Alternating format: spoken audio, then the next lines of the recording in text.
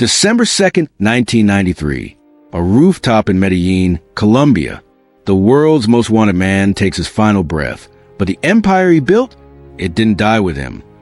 Hidden 2 hours outside the city was a place so forbidden, so extreme, that even after his death, the Colombian government tried to erase it from existence. A private kingdom with exotic animals from every continent, a full-size dinosaur park, an airstrip for drug planes disguised as a ranch, and secrets buried so deep, they're still being uncovered today. Look, I need to be honest with you. My mom told me I'd never reach 200 subscribers doing this. She said, nobody cares about old stories. But I think she's wrong. I think stories like this, stories about power, greed, and what happens when both collapse, deserve to be remembered. So, if you're watching this right now, whether you're in Los Angeles, London, Lagos, Mumbai, or Mexico City, help me prove something. Drop a comment and tell me, where are you watching from? And have you ever heard of Hacienda Napoles? Hit that subscribe button. Let's show her that history matters. Because what Pablo Escobar left behind in the jungle wasn't just a mansion. It was a warning, a monument to what happens when one man decides he's untouchable, and a mystery the world is still afraid to solve. This is the tragic end of Pablo Escobar's hidden paradise. The mansion America wanted forgotten. The highway between Bogota and Medellin cuts through Colombia's Magdalena Medio, a stretch of emerald valleys where the Andes flatten into cattle ranches and coca fields. For decades, travelers passed through Puerto Triunfo without a second glance. A farming town. Nothing more. Then, in 1978, something appeared that didn't belong. A gate, wrought iron, 12 feet tall, painted white, and mounted at the top, welded into place like a trophy, a full-size Piper Pay 18 Super Cub airplane. The same plane Pablo Escobar had flown on his first successful cocaine run to the United States. The gate didn't mark the entrance to a home. It marked the border of a country that officially didn't exist. Behind it stretched 7,400 acres of land, nearly 3 times the size of Monaco. Escobar had named it Hacienda Napoles, and by 1982, it was the most visited private estate in all of Colombia. Not by police, by families. Pablo Escobar opened the gates to the public every weekend. Free admission, no questions asked. Farmers from Puerto Triunfo brought their children. Workers from the nearby sugarcane plantations arrived on motorcycles. They walked through gardens designed by landscape architects flown in from Brazil. They swam in Olympic-sized pools. They picnicked beside artificial lakes stocked with exotic fish. And they stared at the hippos. For them, brought by cargo plane from a private zoo in New Orleans. They bathed in a concrete pond the size of a city block, grunting and submerging, their backs glistening under the Antiochian sun. Escobar stood at the edge sometimes, watching the crowds watch his animals. He never charged a peso. But here's what the families didn't see. The airstrip behind the main house, long enough to land a DC 3 cargo plane loaded with 1,500 kilos of cocaine. The underground bunkers stocked with cash. So much U.S. currency that Escobar's brother later admitted they lost $2.1 billion to water damage and rats because there was nowhere left to store it. The weapons cache hidden beneath the bull ring. Hacienda Napoles wasn't a zoo. It was a fortress disguised as a carnival. Escobar's obsession with exotic animals began in 1981. He'd seen a documentary about African wildlife and decided he wanted his own collection. Not a few parrots or monkeys. He wanted elephants, rhinoceroses, giraffes, zebras, ostriches. He wanted a menagerie that would rival any zoo in Latin America. His men contacted black market dealers in the United States, Europe, and Africa. The shipments began arriving by air and sea. Customs officials were paid off. Veterinarians were flown in from Medellin to care for animals that had never set foot in the Western Hemisphere. The hippos came last. 1 male, 3 females. Escobar had them placed in a pond near the main house where guests could see them. They were his favorites. Gentle, he told visitors. Misunderstood. What Escobar didn't know, what no one knew in 1981, was that hippos are one of the most adaptable large mammals on Earth, and that Colombia's climate was perfect for them. No predators. No dry season. Endless rivers and wetlands to explore. The 4 hippos he brought to Hacienda Napoles would, decades later, become 80, then 130. By 2023, scientists estimated there were over 180 hippos living wild in the Magdalena River Basin, the largest invasive population of hippos outside Africa. Escobar had accidentally introduced a species that would outlive him, outlive his empire, and reshape an entire ecosystem. But that was still years away. The Casa Principal, the main house, sat on a hill overlooking the estate. From the outside, it didn't look like much. A single-story hacienda with a red tile roof and whitewashed walls. Modest, almost. Escobar had designed it that way on purpose. He didn't want a palace. He wanted a home. Inside, the floors were simple terracotta. The furniture was comfortable but not extravagant. There were no gold fixtures, no marble statues. His children, Juan Pablo and Manuela, had bedrooms filled with toys. His wife, Maria Victoria, kept family photos on the walls. Escobar ate dinner with his family every night he was home. Rice, beans, bandeja paisa. The same food his mother had cooked for him as a child in the barrios of Medellin. He played soccer with his son on the lawn. He read bedtime stories to his daughter. But beneath the house, workers had built something else. A tunnel. It ran 200 meters underground, connecting the main residence to a second building hidden in the trees, a guest house that outsiders never saw. That's where the meetings happened. Cartel leaders flew in on weekends. Pilots, accountants, chemists who knew how to refine coca paste into powder pure enough to command $60,000 per kilo in Miami. They sat around a long wooden table and discussed routes, payoffs, shipments. Escobar listened more than he spoke. And when decisions were made, he didn't write anything down. He just nodded. By 1982, Pablo Escobar controlled an estimated 80% of the cocaine entering the United States.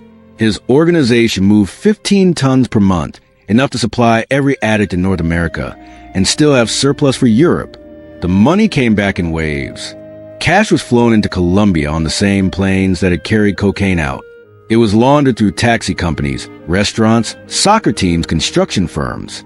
Escobar owned apartment buildings in Medellin, ranches in the countryside, radio stations, newspapers. And he kept building. At Hacienda Napoles, construction never stopped. New pools, new stables, a dinosaur park with life-size sculptures of brontosauruses and tyrannosaurs. Because his children loved Jurassic Park before the movie even existed, he built a private bull ring and invited the best toreros from Spain to perform. He built go-kart tracks. He built a dance hall with a stage large enough for live bands. But all of it, the animals, the lakes, the airplanes welded to gates, served one purpose: legitimacy. Escobar wanted Colombians to see him not as a drug lord, but as a benefactor. He built housing for the poor in Medellin's comunas. He funded soccer fields. He handed out cash in the streets during Christmas. People called him Don Pablo. They called him Robin Hood Paisa. And when the government tried to arrest him, thousands of residents blocked the roads. Hacienda Napoles wasn't just a ranch. It was proof that he had become untouchable. In the early 1980s, foreign journalists began arriving at Hacienda Napoles. They came because Escobar invited them. He wanted the world to see what he'd built. He gave interviews beside the hippo pond. He posed for photos with his children. He showed reporters the swimming pools, the helicopters, the private zoo. One journalist asked him how he'd made his money. Escobar smiled. "Real estate," he said. Everyone laughed, but no one pushed further, because in Colombia in 1983, asking the wrong question could get you killed. What those journalists didn't know, what most Colombians didn't know, was that Hacienda Napoles had already become a crime scene. In 1982, 2 men disappeared from the estate. Workers found their bodies weeks later, buried in unmarked graves near the airstrip. They had been cartel members accused of stealing. Escobar had ordered the executions personally. The graves were covered. The families were paid off. The story never reached the newspapers. And the next weekend, the gates opened again. Families came. Children laughed. Everything looked perfect. But in Bogota, 150 miles north, a decision was being made. The Americans had grown tired of waiting. The DEA had a file on Pablo Escobar 3 inches thick, and they just assigned their best agent to Colombia. His name was Steve Murphy. He'd been told to find Escobar and to bring him down, no matter what it took. While Hacienda and Napoles sprawled across the countryside, hidden behind jungle and rivers, Pablo Escobar built something even bolder. A palace in the middle of Medellin, not in the comunas, the hillside slums where he'd grown up, not in industrial zones near the river. In El Poblado, the wealthiest neighborhood in the city, tree-lined streets, gated homes, diplomats, bankers, old families whose fortunes stretched back to the coffee boom of the 1800s. And on a corner lot at Carrera 34A, overlooking the entire valley, Escobar erected an 8-story building that looked like it had been airlifted from Miami Beach. White concrete, curved balconies, floor-to-ceiling windows. He called it Edificio Monaco. The neighbors hated it immediately, not because of the architecture, because of who moved in. Escobar didn't hide. He lived on the top 2 floors with his wife and children. His mother, Hermilda, had an apartment on the 4th floor. His extended family occupied the rest. Security guards stood at the entrance 24 hours a day. Armored vehicles parked in the driveway. Men with radios and shoulder holsters walked the perimeter.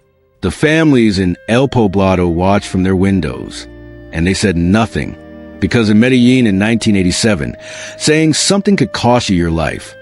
Edificio Monaco wasn't just a residence. It was a statement. Escobar had commissioned the building in 1987 at the height of his power. The design was intentionally excessive. A rooftop pool with a waterfall, a private helipad, marble imported from Italy, chandeliers from France. The penthouse where Escobar lived had 6 bedrooms, a home theater, and a sauna. His daughter, Manuela, had her own playroom filled with dolls from every country her father's planes had touched. His son, Juan Pablo, who would later change his name to Sebastián Marroquín, had a go-kart track on the roof. But what most visitors noticed first wasn't the luxury. It was a car, parked in the lobby, under glass, a white Renault 4, bullet-riddled and burned. The car belonged to Bonnie and Clyde, the American outlaws killed by police in 1934. Escobar had purchased it at auction for $200,000 and shipped it to Colombia. He placed it in the lobby of Edificio Monaco as a centerpiece, a reminder to anyone who entered. Outlaws could become legends, and legends never really die. His guests understood the message. So did the police. From the penthouse, Escobar could see the entire city. The comunas where he built soccer fields and handed out money. The downtown government buildings where officials debated how to stop him. The airport where his cocaine left for the United States every week. He held meetings in the penthouse. Cartel leaders, sicarios, hired killers, accountants who tracked the millions flowing through shell companies. But he also lived there. He ate breakfast with his family. He helped his children with their homework. He watched telenovelas with his wife in the evenings. Maria Victoria later described those years as the happiest of her life. She said Pablo was a good father, that he never raised his voice at home, that he was gentle with the children. But beneath the penthouse, workers had built something else. A bunker, reinforced concrete walls, 2 feet thick, steel doors that could withstand explosives, an independent ventilation system, enough food and water to survive for weeks, and an escape tunnel. It ran underground from the basement to a neighboring property 3 blocks away, where Escobar kept a safe house stocked with cash, weapons, and false passports. He never told his wife about the tunnel. He told his son. Juan Pablo was 10 years old. On January 13th, 1988, the Cali cartel made a decision. They were tired of negotiating with Escobar, tired of splitting routes, tired of his control over the cocaine trade. They decided to kill him, not in the countryside, not at Hacienda Napoles. At home, a truck loaded with 80 kilograms of dynamite was driven to Edificio Monaco and parked on the street outside. At 7:45 in the morning, the bomb detonated. The explosion was heard across Medellin. Windows shattered for 6 blocks. Cars flipped. The front wall of the building collapsed, exposing the interior like a dollhouse. People screamed.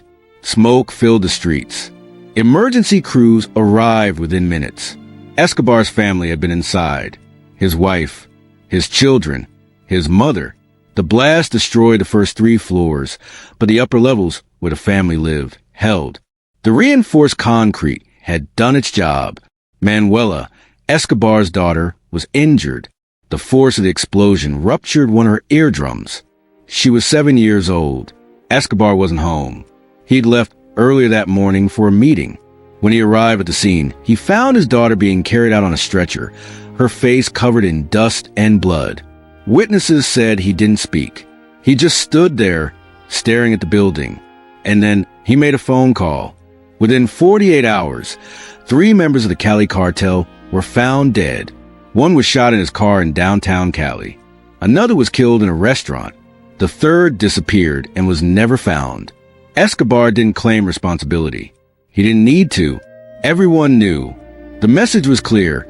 You could attack him, but there would be a price. And the price would always be higher than what you paid.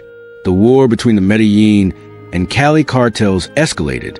Bombings, assassinations, entire families wiped out. By 1989, Colombia had become the murder capital of the world. And Edificio Monaco, the mansion that was supposed to represent Escobar's legitimacy, had become a symbol of the violence tearing the country apart. But Escobar didn't abandon the building. He repaired it.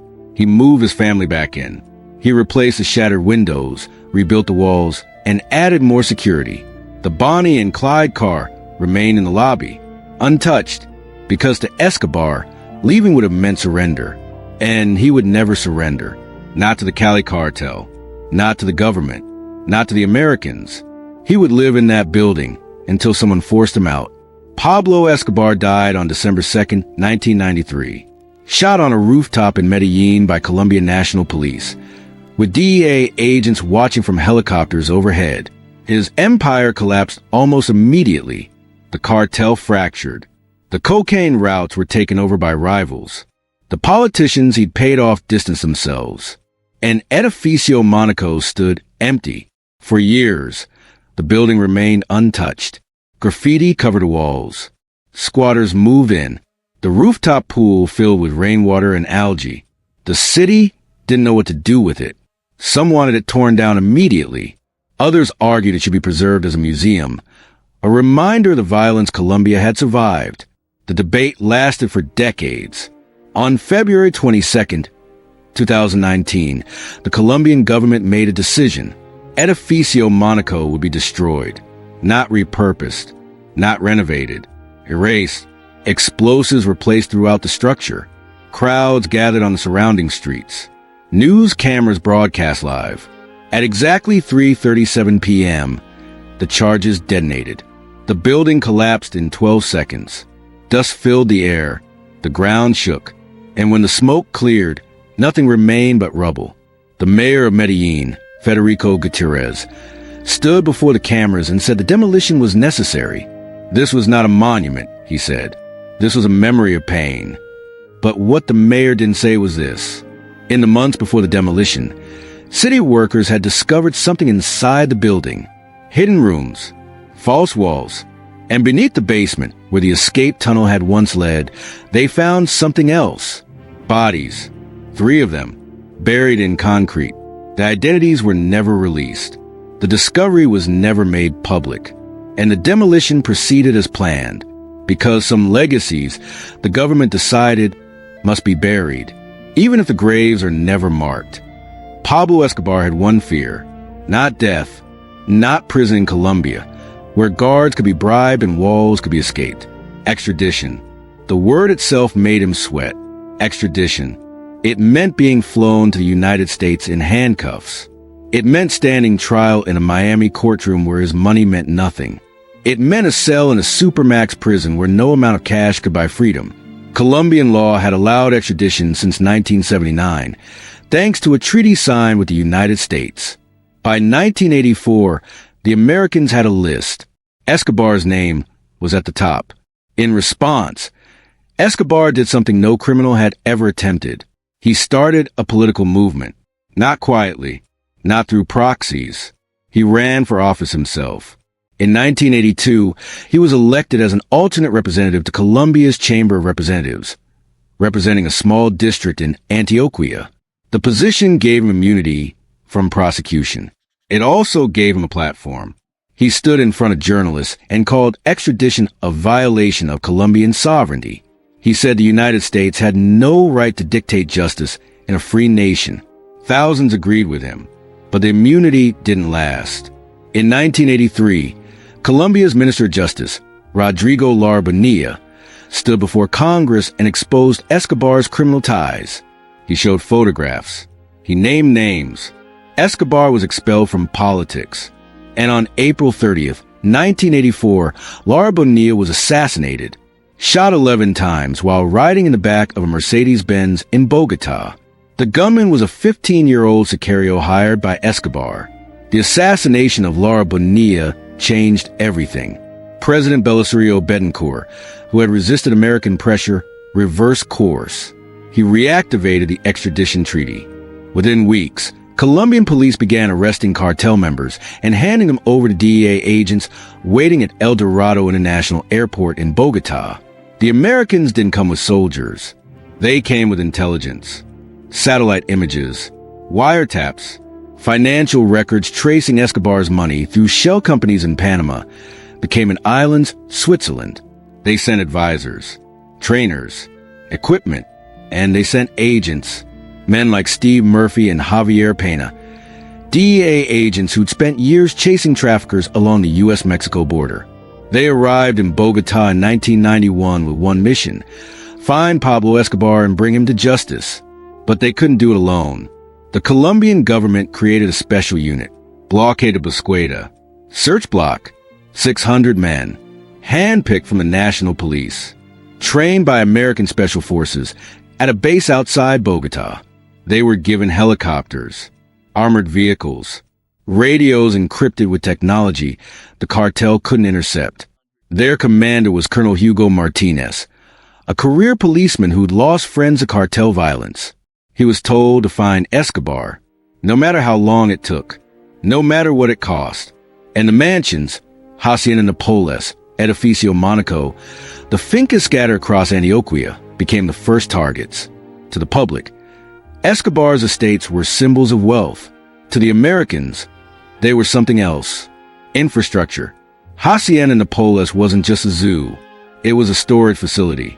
Cocaine arrived from processing labs in the jungle and was stockpiled in warehouses before being flown north. Cash came back the same way. Millions of dollars, bundled in plastic, stacked in rooms with no windows. Edificio Monaco wasn't just a home. It was a command center. Encrypted radios. Maps of Medellin marked with police routes. Lists of judges, politicians, and journalists who'd been bribed or threatened. And the weapons. Enough guns to arm a battalion. AK-47s. M16S. Rocket-propelled grenades. Some purchased from corrupt Colombian military officers. Others smuggled in from Central America. The mansions were fortresses, and search block was coming for them. But Escobar had prepared. At Hacienda Napoles, he'd installed lookout posts every 500 meters along the perimeter, guards with two-way radios, attack dogs, motion sensors connected to alarms in the main house.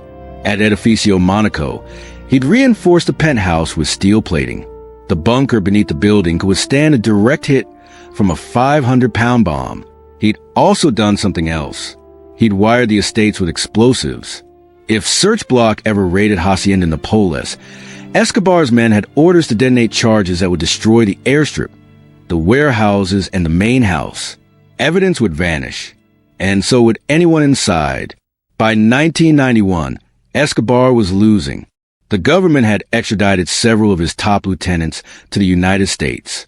The Cali cartel was gaining ground. Bombings in Bogota had turned public opinion against him. He needed an escape, so he negotiated. He offered to surrender on one condition. He would go to prison, but not an American prison, a Colombian prison, one he would build himself. The government, desperate to end the violence, agreed, and so Escobar constructed La Catedral.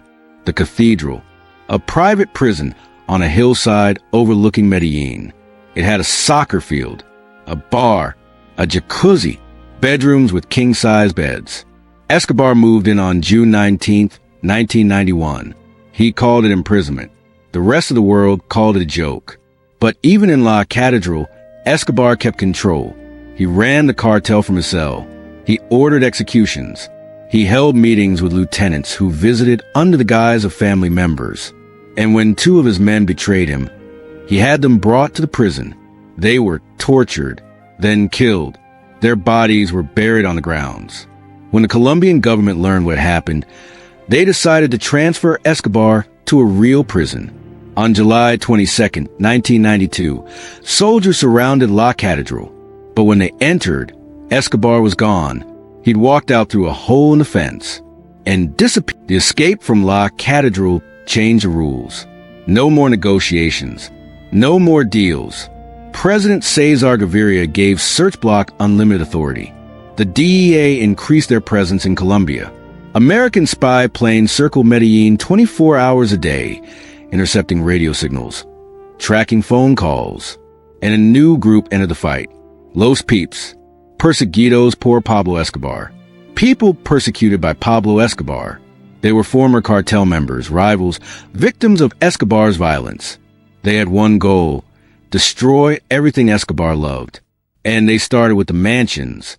On January 30th, 1993, Los Peeps burned down one of Escobar's fincas in the countryside. On February 6th, they destroyed another. On February 14th, they firebombed a warehouse at Hacienda, Napoles. The attacks came faster. Buildings torched, properties seized, bank accounts frozen. Escobar's wife, Maria Victoria, fled to Germany with their children, seeking asylum. She was denied. They returned to Colombia and were placed under house arrest. Escobar was alone, hunted by the government, hunted by his enemies, hiding in safe houses across Medellin, moving every few days to avoid capture. The mansions, the symbols of his power, were being erased, one by one. By November 1993, Escobar had been on the run for 16 months. He'd lost weight. His hair had grayed. He moved through Medellin in disguise, wearing wigs and sunglasses, avoiding main streets. He called his family every few days from payphones, speaking in code. Search Block was listening. Every call was traced. Every location triangulated. On December 1st, 1993, Escobar made a mistake. He stayed on the phone too long. American surveillance equipment pinpointed the signal to a house in the Los Olivos neighborhood of Medellin. Search Block mobilized. The next day, December 2nd, 1993, Search Block surrounded the house. Escobar tried to escape across the rooftops. He was shot 3 times, once in the leg, once in the back, and once behind the ear. He was 44 years old. When the news reached Hacienda Napoles, workers abandoned the estate. The hippos remained. The dinosaurs stood silent. The gate stayed open. And the war was over. Before we continue, I need to ask you something. If you've made it this far, you're not just watching, you're learning. You're uncovering history most people will never hear. But here's the thing. Platforms like this only survive if people like you decide the story matters. So if you believe history like this deserves to be told, if you think stories about power, collapse, and consequences should be heard, hit that like button. Not for me, for the story itself. And if you want to see what happened after Escobar died, what became of the hippos, the estates, the legacy no one could erase, subscribe. Because the next chapter is the one they tried to bury. And you're about to see why. Pablo Escobar had a daughter. Her name was Manuela, and he would have burned the world for her. In 1987, while hiding in the mountains, Escobar built her a palace. Not in Medellin, not at Hacienda Napoles. On the shores of Imbal's Pinal Guarapi, a man-made reservoir in eastern Antioquia, surrounded by green hills and water, so still it looked like glass. He called it La Manuela. 3 stories, white columns, a rooftop helipad, tennis courts, an Olympic-sized pool overlooking the water. It was supposed to be her refuge, a place where she could grow up away from violence. But Manuela never lived there. On November 27, 1993, 5 days before her father died, Los Peeps found the estate. They arrived at night. No warning. They planted explosives throughout the structure. The detonation was visible from the opposite shore. The main house collapsed. The pool cracked. The tennis courts were buried under rubble. When locals arrived the next morning, they found the ruins still smoldering. A gift for a daughter, destroyed before she ever walked through the door. After Escobar's death, the Colombian government moved quickly. They seized everything. Hacienda Napoles, Edificio Monaco, the fincas, the apartments, the vehicles, the art. The total value of seized assets exceeded $1 billion. But what do you do with a drug lord zoo? The government couldn't afford to maintain it. Private buyers weren't interested. Animal rights groups wanted the exotic species returned to their native countries. But no one had the money to relocate elephants, giraffes, and hippos. So they left them. Most of the animals were relocated eventually, sold to zoos, sent to sanctuaries. But the hippos stayed. The 4 hippos Escobar brought to Hacienda Napoles in 1981 had, by 2000, become 16. By 2010, there were 40. By 2020, over 80. Today, scientists estimate there are more than 180 hippos living wild in Colombia's Magdalena River Basin. They've spread across hundreds of miles. They've displaced native species. They've attacked fishermen in canoes. And they're still multiplying. The Colombian government has tried culling, sterilization, relocation. Nothing works. Escobar's hippos have become an ecological disaster that will outlive everyone who remembers him. A legacy no one asked for, and no one knows how to end. In 2007, the Colombian government made a decision. Hacienda Napoles would be converted into a theme park. Parque Temático Hacienda Napoles. Families could visit. Children could swim in the pools. Tourists could walk through the ruins of the main house and see where Escobar once lived. The entrance still featured the Piper airplane, the one welded to the gate. But now it was painted with a sign, a memory of violence, a promise of peace. The park opened to mixed reactions. Some saw it as educational, a way to teach Colombians about the cost of the drug war. Others saw it as obscene, a celebration of a murderer, a tourist attraction built on graves. In 2019, the son of one of Escobar's victims visited Hacienda Napoles. His father had been a police officer killed in a cartel bombing in 1989. He stood in front of the dinosaur sculptures, the ones Escobar had built for his children, and wept. He told a reporter, "This place should not exist. It is a monument to pain." But the park remains open. Thousands visit every year. They take selfies beside the hippos. They swim in the pools where Escobar's children once played. And the money keeps coming in. In 2023, Colombia's government announced a new plan. Portions of Hacienda Napoles would be redistributed to victims of the armed conflict, families who had lost homes, farmers displaced by violence, survivors of cartel bombings. They would be given land, not as a gift, but as restitution. The announcement was met with applause in Bogotá. But in Puerto Triunfo, where Hacienda Napoles sits, the reaction was different. Local officials asked, which victims? There were thousands, tens of thousands. How do you divide 7,400 acres among people who all lost something? And who decides? The redistribution never happened. Legal challenges tied up the process. Ownership disputes emerged. The land remained in limbo. And in 2024, another announcement came. La Manuela, the ruined estate on the Pinal Reservoir, had been sold.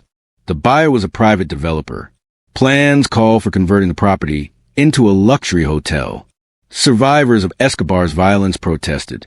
The developer responded, "This is business, not memory." Construction is scheduled to begin in 2026. The ruins will be cleared. The gift for a daughter will become rooms for tourists. Colombia has tried everything to erase Pablo Escobar. They demolished Edificio Monaco. They converted Hacienda Napoles into a theme park. They redistributed his wealth. They arrested his associates. They told his story as a warning. But the mansions remain. Some in ruins, some repurposed, some still standing, waiting for someone to decide what they mean. And the question no one wants to answer is this: can you ever truly erase a legacy built on violence? In 2025, a team of researchers surveyed Colombians about Pablo Escobar. They found something troubling. Among people under 30, those born after his death, 37% viewed him favorably, not as a criminal, as a folk hero, someone who stood up to the government, who helped the poor, who refused to surrender. The researchers asked why. The answer was simple: because the government destroyed the buildings. But they never told us what to remember instead. When you erase a mansion, you don't erase the story. You just leave a silence. And people fill silence with whatever they want. Listen, if you made it to the end of this story, you're not here by accident. You're here because history matters. Because truth matters. Because stories like this, stories about power, collapse, and the scars that never heal, deserve to be told. But here's the reality. This video only reaches people if you decide it should. So right now, hit that like button. Not for me. For the 3,000 people who died because of Escobar. For the hippos still multiplying in rivers where they don't belong. For the families still fighting over land no one wants to own. Subscribe if you believe the past should never be forgotten. Share this if you know someone who needs to hear it. And drop a comment. Tell me, should places like Hacienda and Napoles exist? Or should they be erased completely? Because the world tried to bury this paradise. But as you've just seen, some legacies refuse to die. And the story isn't over yet.